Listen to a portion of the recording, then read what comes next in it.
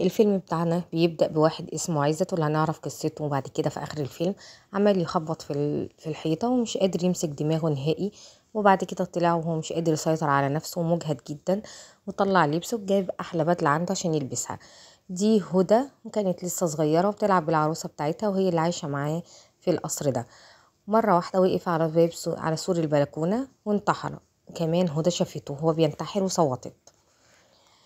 بعد كده دي اسمها ليلى، كانت بتشتغل رسامة أو نحاتة. ودي هدى اللي كانت معانا في أول الفيلم صغيرة كبرت.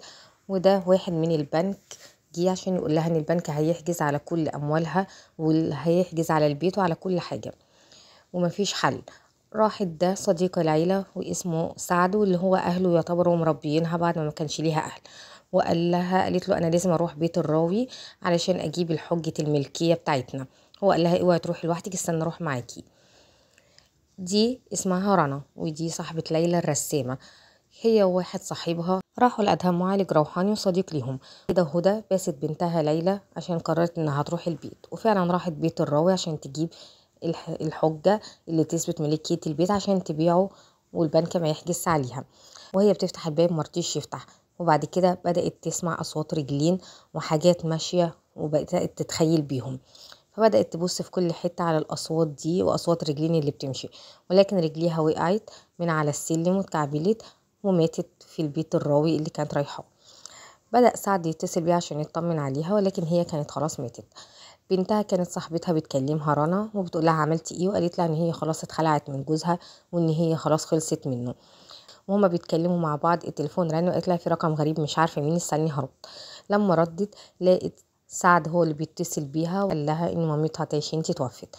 جريت بسرعة على المستشفى وهي منهارة ومش مصدقة. دخلت شافت مامتها وقعدت تعيط.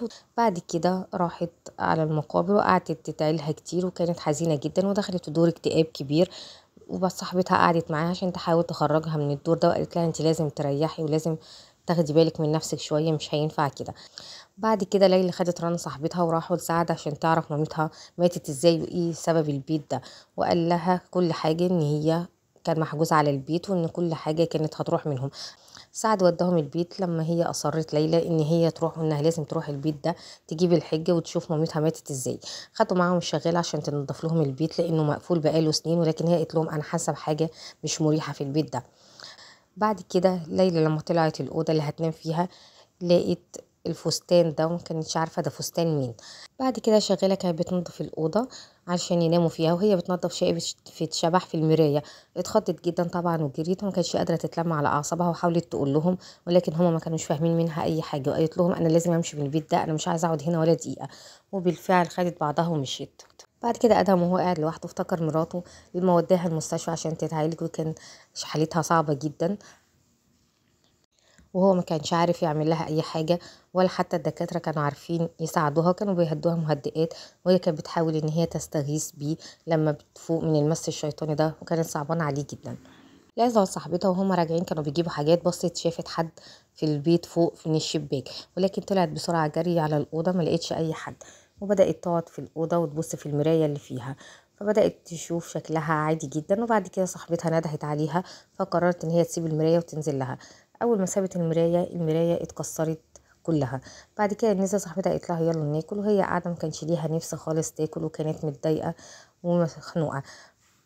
صاحبتها قالت لها انا تعبت جدا هطلع انام بقى شويه.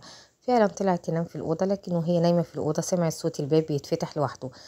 فقلقت وقررت ان هي تقوم تشوف فيه ايه، وافتكرت ان ليلى هي اللي بتفتح الباب عشان تدخل. فقامت وقعدت تنادي على ليلى ولكن محدش رد. رجعت نامت تاني.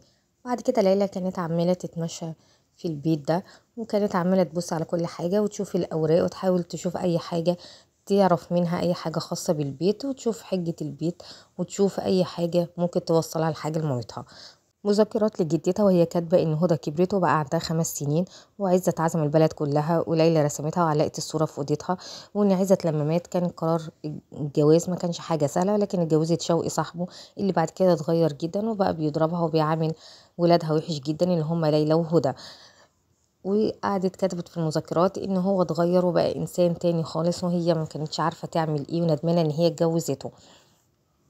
وهي قاعدة بتقرا المذكرات دي سمعت صوت، فطلعت عشان تشوف ايه الصوت ده، وافتكرت ان صاحبتها ممكن تكون قامت ولا حاجة، فقالت تروح تشوفها، وفعلا بصت عليها لقيتها نايمة لسه. فبدأت تتمشى في البيت وكانت مش مرتاحة ومخضوضة، وبدأت تروح الأوض وتشوف كل حاجة. دخلت الأوضة اللي كانت فيها ليلى وهدى وهم صغيرين، فبدأت تبص على العروسة لقيتها بتتحرك، ومرة واحدة وهي بتركز قوي لقيت العرايس كلها وقعت في وشها واتخضت جامد وقعدت تصرخ.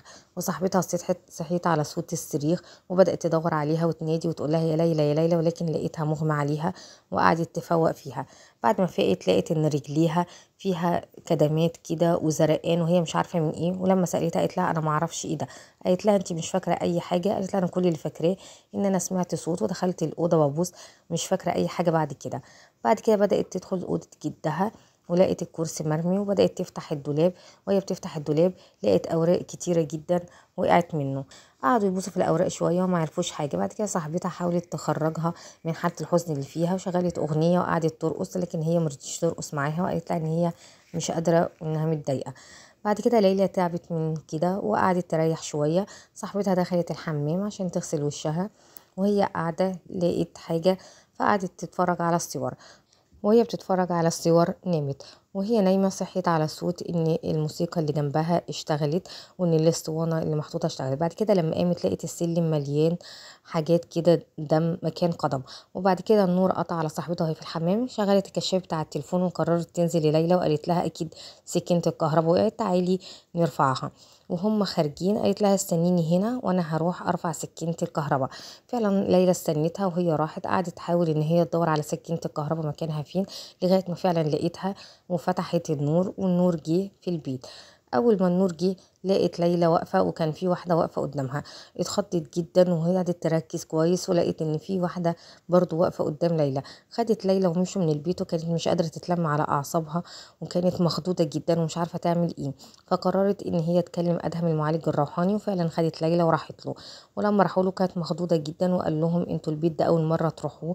قالوا له اه، وقالوا له ان مامة ليلى ماتت في البيت ده، وان هو لازم يجي معاهم يشوف البيت ده لان هم مش مرتاحين وفي حاجات غريبة جدا بتحصل. فقال لهم خلاص مش هنحكم، لازم نروح الاول وابص كويس.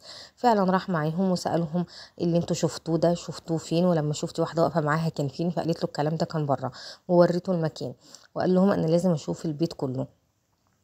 بدأوا يطلعوا معاه ويوروه البيت أوضة أوضة، وبدأ يشوف وبدأ يسألها انتي بتسمعي حاجة أو بتحسي بحاجة؟ وقالت له أيوة أنا بسمع خبط كتير وبحس إن الخبط ده في دماغي، ولما جيت هنا صوت الخبط بقى أكتر.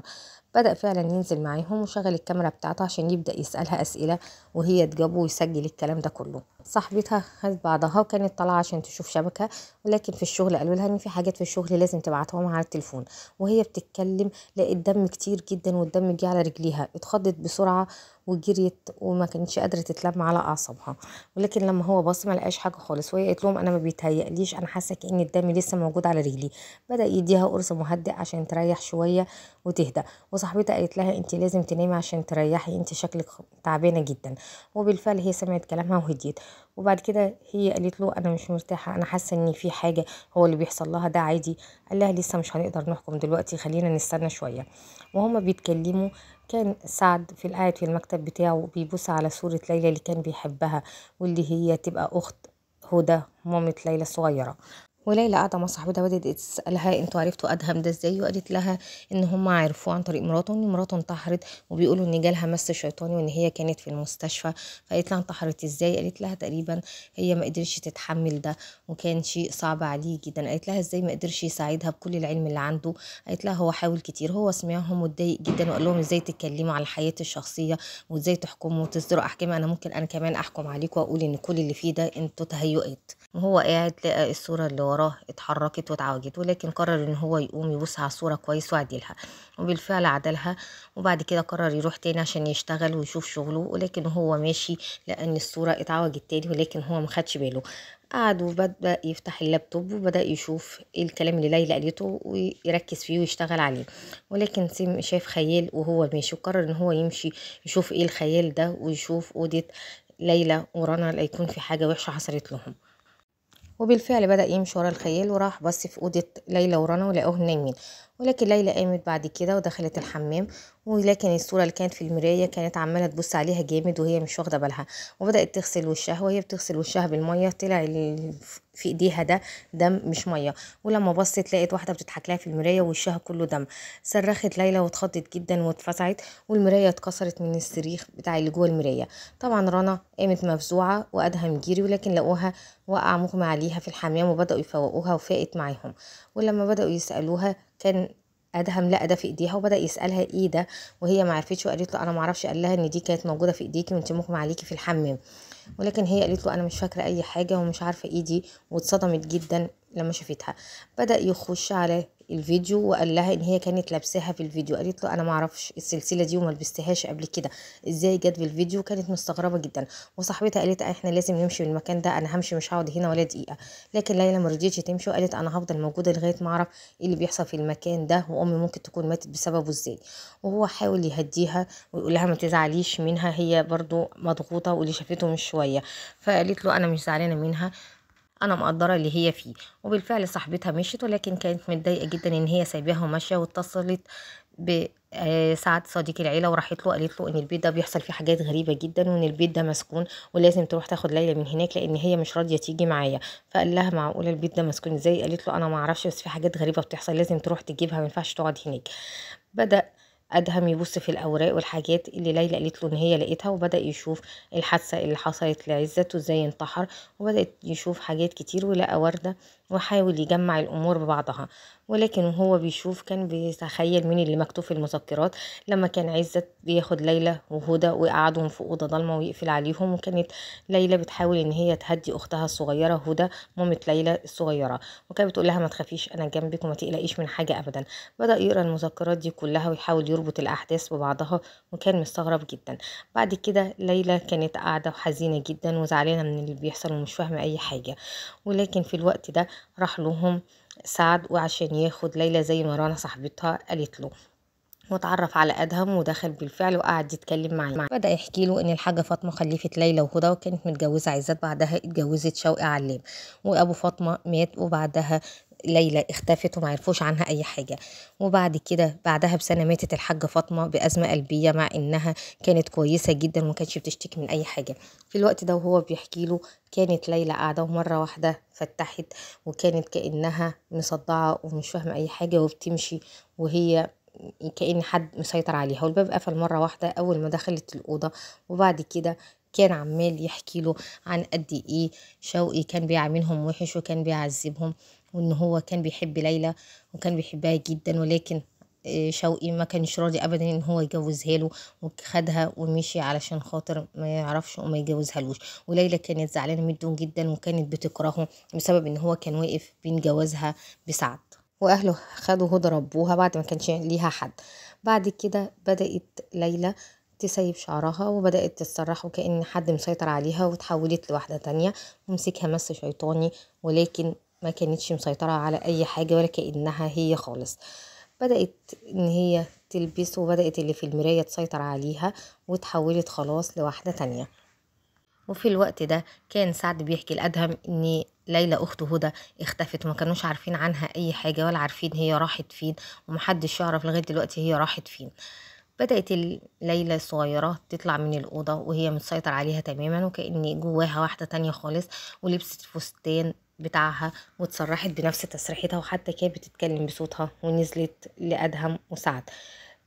طبعا ادهم اول ما شافها قام، وسعد اول ما شافها حس ان هي متغيره، ولكن اول ما قالت له ازيك يا سعد عامل ايه، وكانت بتتكلم بصوت ليلى الكبيره اللي كان بيحبها زمان. في الاول اتبسط، ولكن فاق وقال لها ايه ده، انت مش ليلى، انت لا يمكن تكوني هي. وقال له انت لازم تاخدها. لما قالت له ده بيتي قال لها انت لازم تمشي من هنا. قالت له ده بيتي ومش همشي. فخد بعضه ومشي بسرعه وكان مخضوض جدا. وبدات ليلى تطلع فوق وتروح الأوضة. بعد كده سعد كلمها وقال لها انت لازم تروحي تجيبي ليلى بسرعة، اللي موجودة هناك دي مش ليلى، دي واحدة تانية. فهي ما كانتش فاهمة اي حاجة، ولكن راحت بسرعة لصاحبتها. ادهم بدأ يمشي ورا ليلى عشان يشوف هي بتعمل ايه، ولكن لقاها قاعدة هادية جدا. وبعد كده لما شافته قالت له انت عمرك اتظلمت قبل كده؟ فهو ما ردش وسكت، وبعد كده هي سابته ومشيت وما ردتش عليه. ادهم كان عارف ان هي عندها مس شيطاني، فبدأ يمشي وراها ويشوف، وهي ماشية كانت بتشوف كأنها بتشوف الأحداث، وشافت عزت اللي هو ابو ليلى وهدى مامتها. بدأت تشوفه لما دخلوا كان سكران، ولكن صاحبتها راحت وقعدت تنادي عليها وهي ما ردتش عليها نهائي، وفضلت ماشيه ودخلت الاوضه. اول ما دخلت الاوضه الباب قفل عليها وصاحبتها ما عرفتش تدخل وراها. طول ما هي كانت ماشيه كانت كأنها شايفه كل الاحداث اللي بتحصل. عزت دخل على ابو هدى وقال له ان عارف ان انت كنت هتبقى صاحي، وان انت مفيش حد هيبقى صاحي غيرك في البيت وكله نايم. وبدأ يطلب منه ان هو بكل هدوء كده يمديله على حجة البيت، وان هو مش عايز اكتر من حقه وان البيت ده كله يبقى بتاعه. ليلى كانت شايفة كل ده وكأنها موجودة فيه وفي الاحداث، ولكن ابو ليلى وهدى مرضيش، ولكن هو قعد يتخانق معاه. ليلى شافته وقالت له إيه معلش يا جدو، وقامت زقاه، ولكن هو قام خبطها بحاجة بسرعة ووقعت على الأرض. لما وقعت على الأرض جدها اتخض عليها وقال له ما تخافش هي هتبقى كويسة. كل ده كانت ليلى الصغيرة شايفاه وهي في روح ليلى التانية. بدأ قال له انا ما كنتش عايز اعمل اي حاجه من دي، انت اللي اضطريتني اعمل كل ده، انا كل اللي عايزه حقي، انا عايز حاجه البيت. وقال له ما تخافش هي هتبقى كويسه، انت بس ايه امديلي. ولكن جدها ما رضيش يمدي خالص، فقرر ان هو يقتله. وبالفعل قتله وحط عليه مخده وقعد يقول له خلاص كفايه عليك كده موت بقى. وفعلا قعدت يعملوا لغايه ما مات. بعد كده بدأ ياخد ليلى الكبيرة وكان ماشي بيها كل ده، وليلى التانية كانت شايفة كل الأحداث دي كأنها موجودة فيها. بدأ ياخدها على أوضة كل ده محدش يعرف أي حاجة. بعد كده أدهم دخل هو ورنا ولقوا ليلى نايمة على الأرض ومغمى عليها، ولكن أول ما فوقوها قالت لهم أنا عرفت كل حاجة، أنا عرفت الحقيقة وعرفت إيه اللي حصل في البيت ده. وبدأت تجري على الأوضة اللي شافت فيها كل حاجة واللي عرفت هو عمل فيها إيه. بدأت تشوف عزت وهو ماشي وجار ليلى الكبيرة على الأرض وموديها مكان فاضي في البيت ده، وما كانش عارف يعمل ايه. وفي الأول انهار لأن هو ما كانش عايز كل ده يحصل، هو كل اللي عايزه ان هو ياخد البيت وياخد البيت باسمه ويبقى بتاعه وملكه. ولكن قعد يفكر يعمل ايه، فقرر ان هو هيدفنها. وبالفعل حطها في المكان ده وبدأ ان هو يبني عليها طوب كتير علشان يدفنها. ليلى خدت أدهم ورنا وقالت لهم هو ده المكان أنا متأكدة. وبدأت تشاور على المكان اللي هي عارفة وشافت إن ليلى الكبيرة اتدفنت فيه. ففعلا أدهم بص في المكان وقعد يحاول يخبطه، حس إن فعلا إن في حاجة غريبة، فقعد يكسر في المكان. وهي كانت عمالة تتخيل وتفتكر لما كان عزت عمال يبني طوب فوق المكان ده عشان محدش يعرف مكان ليلى، واللي هما كانوا فاكرين لآخر لحظة إن هي اختفت ومشيت من المكان. ولكن وهو جاي يحط الطوبة الأخيرة شاف إن ليلى مش ميتة ولا حاجة وإن هي صاحية، وقعدت تبصله كأنها بعينيها بتترجاه إن هو ما يعملش كده. ولكن هو حط الطوبة الأخيرة ودفنها وهي عايشة. أدهم فعلا كسر وشاف جمجمة وشاف هيكل عظمي. وأول ما شافت كده ليلى ورنا صاحبتها كانوا مصدومين جدا وقعدوا يعيطوا، لكن هو شاف فعلا الجمجمة وكان في رقبتها السلسلة اللي هي ليلى كانت بتلبسها واللي هما شافوها في الفيديو وشافها في ايديها. واول ما شاف كده شاف ان هي كانت لابسه السلسله. اول ما فتح لها طلعت فراشه كأن ليلى كان نفسها تتحرر من المكان اللي هي فيه وارتاحت لما اتحررت. وخلص الفيلم على كده. لو عجبكم متنسوش اللايك والاشتراك في القناه، والسلام عليكم ورحمه الله وبركاته. اشوفكم في فيديو جديد على